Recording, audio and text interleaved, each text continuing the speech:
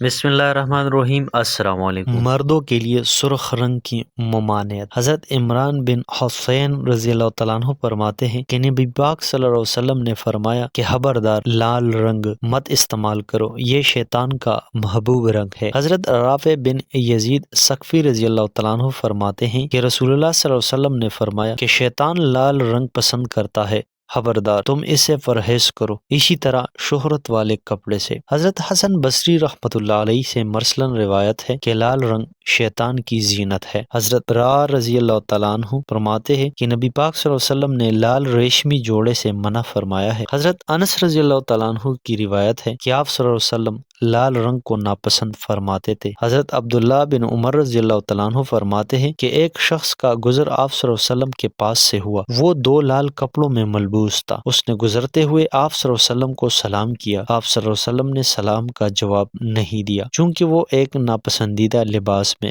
ملبوس تھا۔ حضرت عبداللہ بن عمر رضی اللہ تعالیٰ عنہ فرماتے ہیں کہ آپ صلی اللہ علیہ وسلم نے میرے جسم پر سرخ لباس دیکھ کر فرمایا، یہ کفار کا لباس ہے، اسے نہ پہنو۔ حضرت عبداللہ بن العاص رضی اللہ تعالیٰ عنہ فرماتے ہیں کہ میں آپ صلی اللہ علیہ وسلم کی بارگاہ میں حاضر ہوا تو اس وقت میرے جسم پر سرخ رنگ کا لباس تھا۔ آپ صلی اللہ علیہ وسلم نے فرمایا، اسے کہاں سے لیا ہے؟ میں نے کہا، میری بیوی نے اسے بنا ہے۔ آپ صلی اللہ علیہ وسلم نے فرمایا،